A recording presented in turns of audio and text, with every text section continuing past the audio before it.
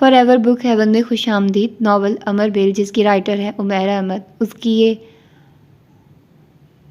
یہ I think so 24ویں episode ہے یا 25ویں ایپیسوڈ ہے، ہاں 24ویں ایپیسوڈ ہے۔ تو آئیے جلدی سے سٹارٹ کرتے ہیں اس ایپیسوڈ کو بغیر کسی دیر کے۔ اگلے روز وہ بڑے حشاش بشاش موڈ میں ناشتے کی میز پر آئی۔ نانو کے ساتھ باتیں کرتے ہوئے وہ ناشتہ کر رہی تھی جب اس نے اخبار بھی دیکھنا شروع کر دیا۔ ایک صفحے پر نظر دوڑاتے وہ یکدم ٹھٹک گئی۔ ساحلیہ پرویز کا ایک اور آرٹیکل اس کے سامنے تھا۔ موضوع اس بار بھی عمر جہانگیر ہی تھا، مگر ڈسکس کی جانے والی چیز چند ہفتے پہلے ہونے والا ایک پولیس مقابلہ تھا جس میں ایک بدنام زمانہ اشتہاری مجرم کو مارا گیا تھا۔ ساحلیہ نے اپنے آرٹیکل میں ثبوت کے ساتھ ثابت کیا تھا کہ وہ پولیس مقابلہ جعلی تھا۔ وہ مجرم 10 دن پولیس کی حراست میں رہا تھا اور پولیس نے تشدد کے ذریعے اس سے خاصی لمبی چوڑی معلومات بھی حاصل کی تھی، جن کی مدد سے انہوں نے چند اور ملزمان کو بھی اسی طرح پکڑا تھا۔ اس کے آرٹیکل میں انسانی حقوق کے لیے کام کرنے والی چند تنظیموں کے عہدیداران کی طرف سے عمر جہانگیر کے اقدامات کی مذمت اور اس کے خلاف کارروائی کا مطالبہ بھی کیا گیا تھا۔ مجرم بھی بنیادی انسانی حقوق رکھتے ہیں کہ عنوان سے لکھا گیا آرٹیکل بہت مؤثر انداز میں لکھا گیا تھا۔ علیزہ نے اخبار رکھ دیا۔ اس کی بھوک یکدم غائب ہو گئی۔ ساحلیہ نے اس بار اس سے ذکر نہیں کیا تھا کہ وہ عمر جہانگیر پر ایک اور آرٹیکل لکھ رہی ہے یا وہ آرٹیکل آج ہی چھپنے والا تھا۔ علیزہ کے لیے وہ آرٹیکل یقیناً ایک شاکنگ سرپرائز کے طور پر آیا تھا۔ تم نے ناشتہ کیوں چھوڑ دیا؟ نانو نے اسے کھڑے ہوتے ہوئے دیکھ کر کہا۔ بس مجھے اتنی بھوک تھی، اس نے بے دلی سے کہا۔ کم از کم چائے تو پی لو، نانو نے ایک بار پھر اصرار کیا۔ دل نہیں چاہ رہا۔ وہ اپنا بیگ اٹھا کر لاؤنج سے نکل آئے۔ آفس میں داخل ہوتے ہی ساحلیہ سے اس کا سامنا ہو گیا۔ وہ بھی اسی وقت آفس آ رہی تھی۔ علیزہ نے اس سے آرٹیکل کے بارے میں کوئی بات نہیں کی۔ وہ جانتی تھی ساحلیہ خود ہی اسے آرٹیکل کے بارے میں بتا دے گی، اور ایسا ہی ہوا۔ وہ علیزہ کے ساتھ ہی اس کے آفس میں آ گئی اور اندر آتے ہی اس نے کہا، تم نے میرا آج کا آرٹیکل پڑھا؟ ہاں، صبح ناشتہ کرتے ہوئے میں نے دیکھا تھا، علیزہ نے سرسری سے انداز میں کہا۔ کیسا لگا تمہیں؟ اچھا تھا۔ اس کے بارے میں بھی تمہیں معلومات زین العابدین نے ہی فراہم کی ہیں؟ تو اور کون مجھے یہ ساری معلومات دے سکتا ہے؟ کسی دوسرے بندے کے پاس معلومات کا یہ ڈھیر ہو سکتا ہے؟ ساحلیہ نے تحسین انداز میں کہا۔ اس سے پہلے کہ علیزہ اسے کوئی جواب دیتی، فون کی گھنٹی بجنے لگی۔ اس نے ریسیور اٹھا لیا۔ مس ساحلیہ پرویز آپ کے کمرے میں ہیں؟ آپریٹر پوچھ رہا تھا۔ ہاں، علیزہ نے ساحلیہ پر ایک نظر ڈالتے ہوئے کہا۔ ان کی کال ہے، یہیں ڈائریکٹ کر دو، وہ میرے کمرے میں ہی بات کر لیں گی۔ فون کس کا ہے؟ اس نے آپریٹر کو ہدایت دیتے ہوئے سرسری سے انداز میں پوچھا۔ عمر جہانگیر صاحب کا، آپریٹر نے اس کا عہدہ بتایا۔ وہ کس سے بات کرنا چاہتے ہیں؟ علیزہ نے کچھ دم بخود ہو کر آپریٹر سے پوچھا۔ مس ساحلیہ پرویز سے۔ علیزہ نے مزید کچھ کہے بغیر ریسیور ساحلیہ کی طرف بڑھا دیا۔ کس کا فون ہے؟ ساحلیہ نے قدرے لاپرواہی سے اس سے ریسیور لیا۔ عمر جہانگیر کا۔ ساحلیہ چوک گئی۔ عمر جہانگیر کا؟ مجھ سے بات کرنا چاہتا ہے وہ؟ علیزہ نے اس بات میں سر ہلا دیا۔ ساحلیہ نے ریسیور پکڑ کر فون کا اسپیکر آن کیا اور ریسیور کو دوبارہ کریڈل پر رکھ دیا۔ اس کے ساتھ ہونے والی گفتگو اب دونوں سن سکتی تھی۔ کچھ دیر بعد وہ لائن پر تھا۔ عمر جہانگیر نے کسی تمہید یا ادب کو بالائے طاق رکھتے ہوئے اسے کہا، میں کون بات کر رہا ہوں؟ یہ تو آپریٹر نے آپ کو بتا ہی دیا ہوگا۔ فون میں نے آپ کو اس لیے کیا تاکہ یہ جان سکوں کہ جو بکواس آپ شائع کر رہی ہیں وہ کس لیے کر رہی ہیں۔ اس کا لہجہ سرد اور کرخت تھا۔ آپ کس بکواس کی بات کر رہے ہیں؟ میں تو روز بہت سی بکواس لکھتی اور شائع کراتی ہوں، ساحلیہ نے لاپرواہ انداز میں کہا۔ میں اس گٹر سٹف کی بات کر رہا ہوں جو آپ میرے بارے میں لکھ رہی ہیں، اس نے پہلے سے زیادہ تند و تیز آواز میں ساحلیہ سے کہا۔ مجھے افسوس ہو رہا ہے کہ آپ سچ کو گٹر سٹف قرار دے رہے ہیں، ساحلیہ نے کہا۔ آپ اپنے سچ کو اپنے پاس رکھیں اور دوسروں کے بارے میں زبان کھولنے یا قلم اٹھانے سے پہلے 10 بار سوچ لیں۔ میں جرنلسٹ ہوں، میرا کام ہی سچ لکھنا ہے۔ اب اگر سچ لکھنے سے کسی کو تکلیف ہوتی ہے تو میں کیا کر سکتی ہوں؟ آپ جیسے 3rd کلاس جرنلزم کرنے والے جرنلسٹ اور ان کے سچ کو میں بہت اچھی طرح جانتا ہوں اور آپ کے ڈھونگوں اور فریبوں سے بھی واقف ہوں۔ کم از کم میرے سامنے یہ پارسائی اور سچائی کا چولا پہننے کی ضرورت نہیں ہے۔ ساحلیہ کا چہرہ سرخ ہو گیا۔ آپ کو اگر میرے کسی آرٹیکل پر اعتراض ہے تو مجھے اس کی پرواہ نہیں ہے، میں وہی لکھوں گی جو میں چاہوں گی۔ اس بار ساحلیہ نے بھی تند و تیز لہجے میں کہا۔ میں آپ کو اور آپ کے اخبار کو کورٹ میں لے کر جاؤں گا۔ کورٹ کھلے ہیں، جب آپ کا دل چاہے لے جائیے۔ کیا یہی اطلاع دینے کے لیے آپ نے مجھے فون کیا ہے؟ ساحلیہ نے طنزیہ لہجے میں کہا۔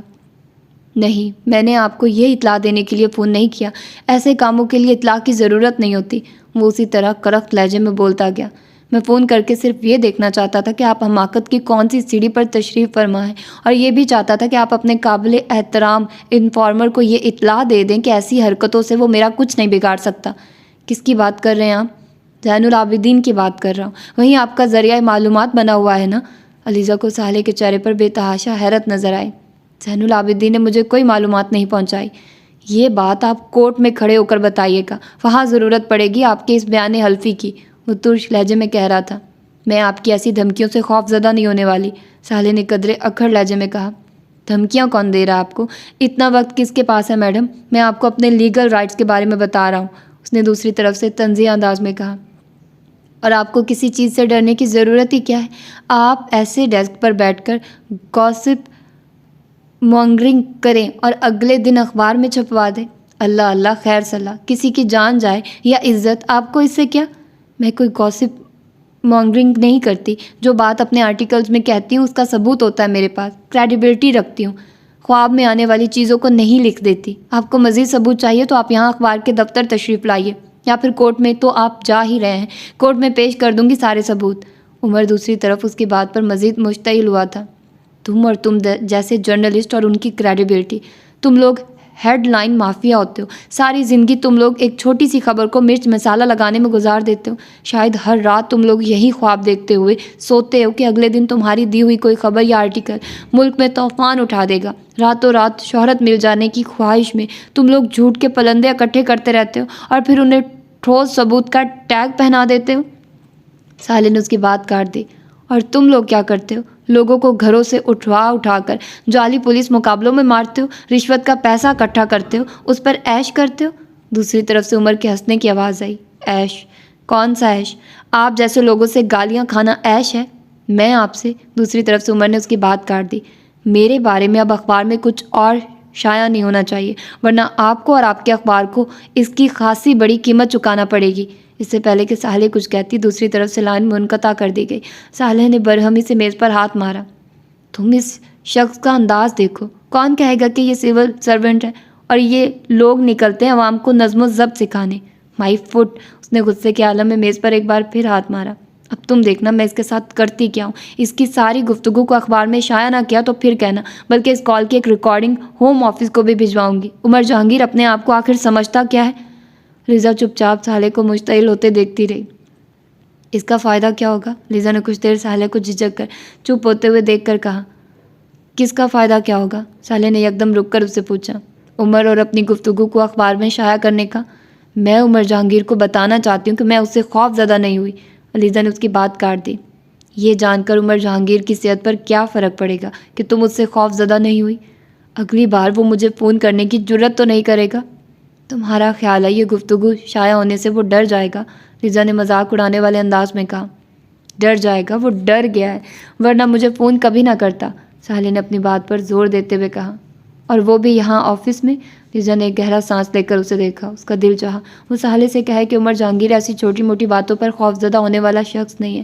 اس کی پشت پر موجود لوگ اتنے طاقتور ہیں کہ وہ ایسے چھوٹے موٹے اسکینڈلز پر پریشان ہو ہی نہیں سکتا، کیونکہ ایسے اسکینڈلز اس کے کیریئر پر اثر انداز نہیں ہو سکتے۔ صالح، تم آخر عمر جہانگیر کے بارے میں بار بار آرٹیکلز کیوں لکھ رہی ہو؟ لیزا نے کچھ دیر بعد کہا۔ صالح نے حیرت سے اسے دیکھا۔ یہ تم مجھ سے پوچھ رہی ہو کہ میں اس کے بارے میں کیوں لکھ رہی ہوں؟ صالح کو جیسے اس کی بات پر یقین نہیں آیا۔ کیا تم نہیں جانتی کہ میں اس کے بارے میں کیوں لکھ رہی ہوں؟ لیزا اس کی بات کے جواب میں کچھ دیر کچھ نہیں بول سکی۔ میں چاہتی ہوں عمر جہانگیر کو اس کے کرتوتوں کی سزا ملے، وہ اسی طرح بغیر لحاظ کیے بول رہی تھی۔ میں چاہتی ہوں اس کی فیملی رسوا ہو، وہ بغیر رکے بولتی جا رہی تھی۔ میں چاہتی ہوں لوگوں کو ان کے اصلی چہروں کی شناخت ہو سکے۔ صالح کے لہجے میں نفرت جھلک رہی تھی۔ لیزا پلکیں جھپکائے بغیر اس کا چہرہ دیکھتی رہی۔ ایک بات پوچھوں تم سے؟ کچھ دیر کے بعد اس نے بڑے پرسکون انداز میں صالح سے کہا۔ اگر عمر جہانگیر نے تمہارے انکل کے بیٹے کو نہ مارا ہوتا تو کیا پھر بھی تم اس کے خلاف اسی طرح لکھتی؟ صالح بے حس و حرکت ہو گئی۔ لیزا اس کے چہرے پر نظر جمائے جواب کی منتظر رہی۔ تم کیا کہنا چاہ رہی ہو؟ چند لمحوں کی خاموشی کے بعد اس نے اپنا گلا صاف کرتے ہوئے کہا۔ میں یہ پوچھ رہی ہوں کہ اگر عمر جہانگیر سے تمہاری ذاتی پرخاش نہ ہوتی تو کیا تم پھر بھی اس کے بارے میں اسی طرح آرٹیکلز پر آرٹیکلز لکھتی؟ لیزا کا لہجہ اب بھی بہت پرسکون تھا۔ مجھے تمہارے سوال پر حیرت ہو رہی ہے لیزا۔ کیا تم یہ سمجھ رہی ہو کہ میں صرف ذاتی دشمنی کی وجہ سے عمر جہانگیر کے خلاف لکھ رہی ہوں؟ صالح کے چہرے پر اب ناراضی جھلک رہی تھی۔ کیا ایسا نہیں ہے؟ لیزا نے کچھ بے نیازی برتتے ہوئے کہا۔ نہیں، ایسا نہیں ہے، صالح نے اپنے لفظوں پر زور دیتے ہوئے کہا۔ حیرت ہے، لیزا نے عجیب سی مسکراہٹ کے ساتھ اسے دیکھا۔ میرا خیال تھا کہ تم صرف ذاتی چپکلش کی وجہ سے اس کے خلاف لکھ رہی ہو۔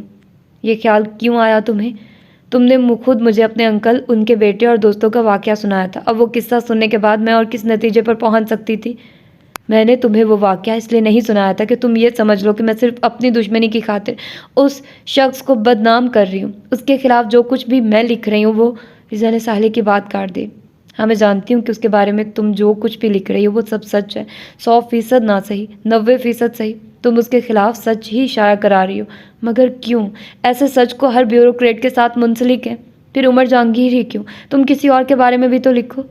میں نے رضی محمود کا ذکر بھی کیا ہے اپنے پہلے آرٹیکل میں، کیا تم اسے بھول گئی؟ ساحلہ نے اسے یاد دلایا۔ صرف ایک آرٹیکل میں، باقیوں میں کیوں نہیں؟ کیا رضی نے اور کوئی غلط کام نہیں کیا؟ وہ سنجیدگی سے بولتی گئی۔ تم اس کی حمایت کیوں کر رہی ہو؟ حمایت نہیں کر رہی ہوں، میں بھی تمہاری طرح سچ ہی بول رہی ہوں، وہی جو محسوس کر رہی ہوں۔ اگر بات بیوروکریٹس اور بیوروکریسی کی ہی کرنی ہے تو پھر سب کی کرنی چاہیے، ہر برائی کو سامنے لانا چاہیے، ہر برے شخص پر تنقید کرنی چاہیے۔ وہ پرسکون لہجے میں نہ چاہتے ہوئے بھی عمر جہانگیر کی وکالت کر رہی تھی۔ مجھے تمہاری نیت پر کوئی شبہ نہیں ہے، تم یقیناً بیوروکریسی کی برائیوں کے خلاف ہی لکھنا چاہ رہی ہوگی، اس کرپٹ سسٹم اور اپنے اسے چلانے والوں کی ہوئی بے نقاب کرنا چاہتی ہوگی، تو پھر باقیوں کے بارے میں بھی لکھو۔ لیزا نے اپنے سامنے پڑا ہوا اخبار اس کی طرف میز پر کھسکا دیا۔ یہ خبر پڑھو، ایک غریب پھل فروش کو چند پولیس والوں نے پکوڑے تلنے والے کی کڑائی میں پھینک کر جلا دیا۔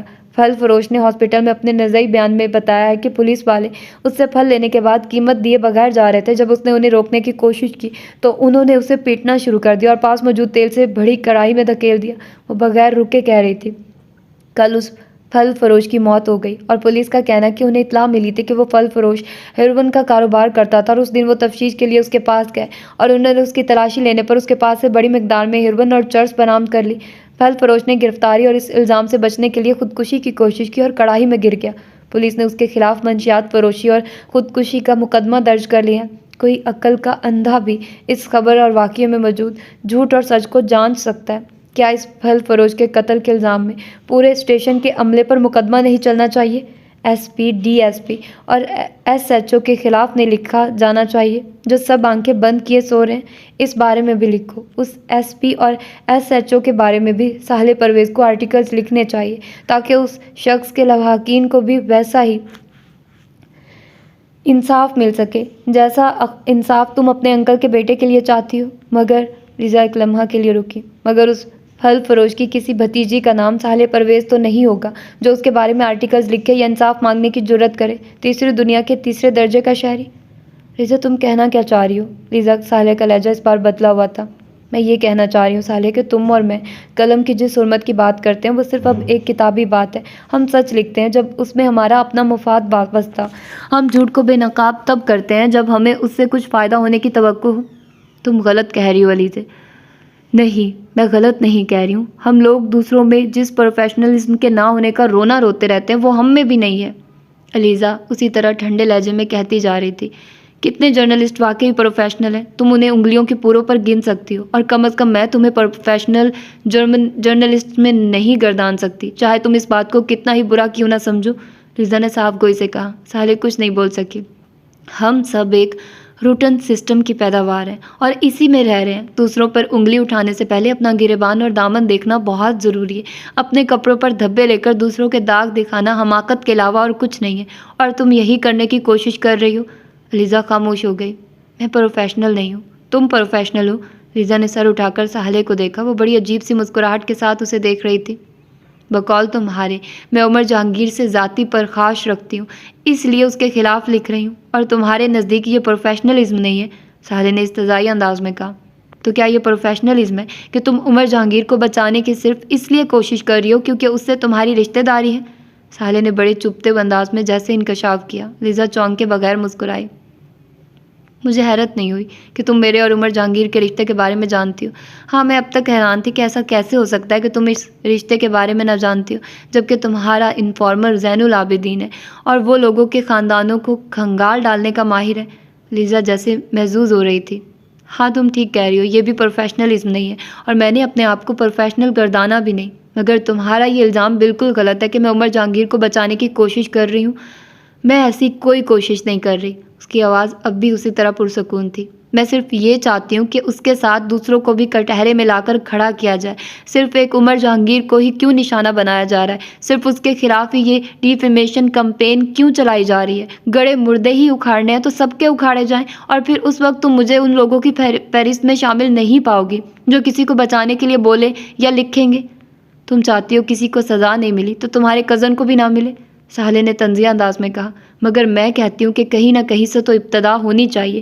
عمر جہانگیر سے ہی صحیح اس کو سزا ملے تو شاید کسی دوسرے کو عبرت ہو، سالے نے سرد موری سے کہا۔ ان ساری پریکٹسز کا آغاز عمر نے نہیں کیا تھا۔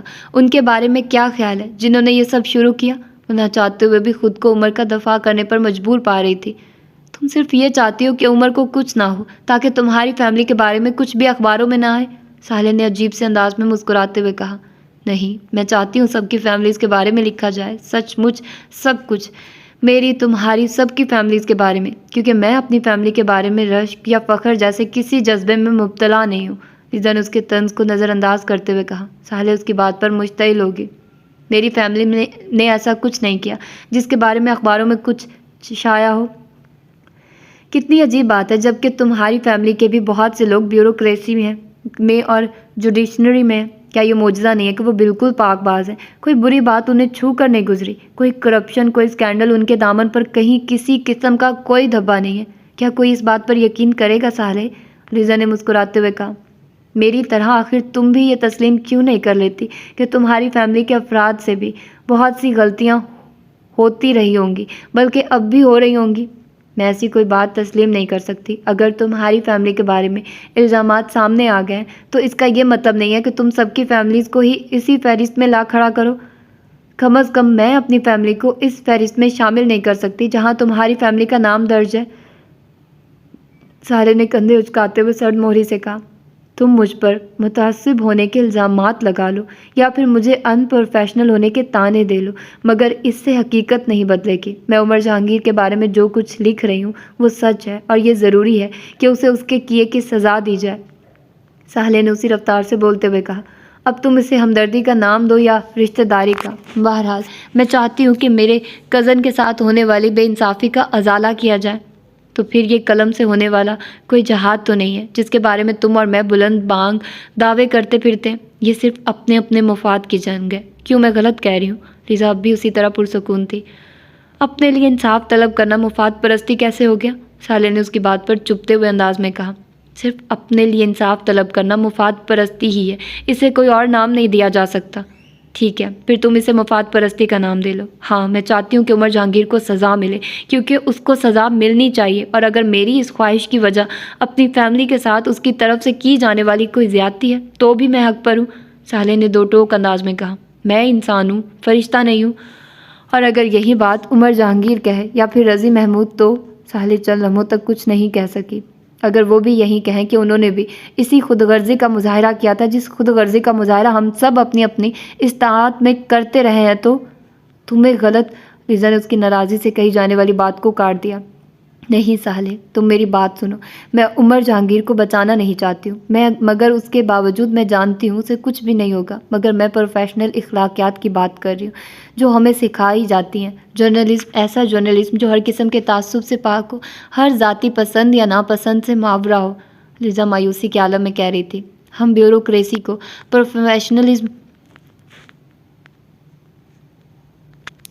پروفیشنلزم کے سکھانے کی باتیں کرتے ہیں، ہم ان پر تنقید کرتے ہیں، رائے کا پہاڑ بناتے ہیں، یا یہ کہہ لو کہ چائے کی پیالی میں طوفان اٹھا دیتے ہیں، اور خود ہم کیا ہیں؟ ہم بھی اخلاقیات کے ہر معیار سے اسی طرح گرے ہوئے ہیں جس طرح وہ لوگ، وہ بول رہی تھی۔ ہم پسند یا ناپسند کی بنیاد پر لوگوں کی عزتیں اچھالتے ہیں۔ لیزا تم، سالے نے ناراضی کے عالم میں کچھ کہنے کی کوشش کی، لیزا نے اس کی بات کاٹ دی۔ میں صرف تمہاری بات نہیں کر رہی ہوں، میں کام سے بات کر رہی ہوں۔ تم یہ سب کچھ کرنے والی واحد نہیں ہو۔ ہم تعلقات کی بنیاد پر خبریں شائع کر دیتے ہیں، ہم روپیہ اور پرمٹ لے کر لوگوں کی تعریفیں شائع کر دیتے ہیں۔ ہمیں خریدنا کیا مشکل کام ہے؟ وہ افسردگی سے مسکرائی۔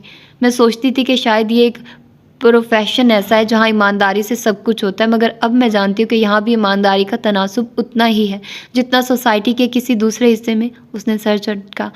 اپنے آرٹیکلز اور ایڈیٹوریلز میں لوگوں کو اخلاقیات سکھاتے پھرتے ہیں، انہیں تہذیب شائستگی جیسی باتوں پر لیکچر دیتے ہیں، بہتان اور الزام تراشی پر ملامت کرتے ہیں، گرتی ہوئی اخلاقی اقدار کا رونا روتے ہیں، اور پھر ہم ایکٹر سے لے کر سیاستدانوں اور اب عام آدمیوں کی بھی عزتیں اچھالتے پھرتے ہیں، اور پھر ہم اسے نام دیتے ہیں انفارمیشن کا اور دعویٰ کرتے ہیں کہ عوام کو سب پتہ ہونا چاہیے۔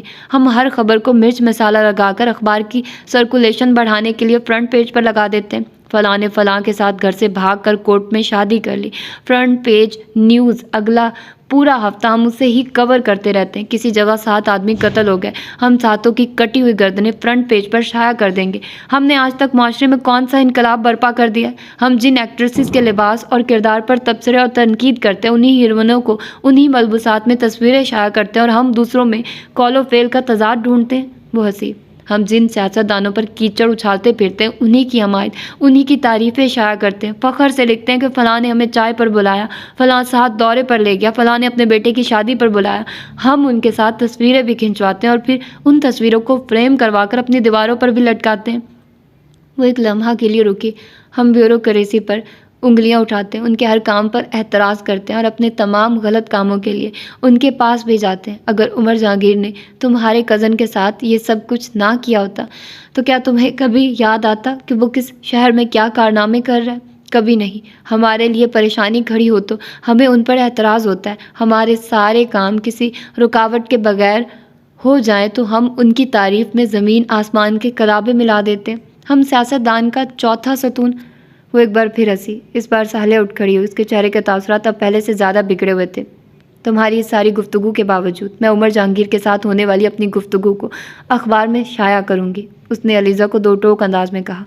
ضرور کرو، میں تمہیں نہیں روکوں گی، علیزہ نے مسکراتے ہوئے کہا۔ چل ہمیں تک ساحلیہ اس کا چہرہ دیکھتی رہی، پھر کمرے سے باہر نکل گئی۔ علیزہ کے چہرے پر پہلی بار پریشانی کے آثار نظر آئے۔ تو یہ تھی اس کی 24ویں ایپیسوڈ۔ ہوپفلی کہ آپ لوگوں نے انجوائے کیا ہوگا۔ تو پھر ملتے ہیں اس کی اگلی ایپیسوڈ میں۔ اپنا ڈھیر سارا خیال رکھیے گا۔ اللہ حافظ۔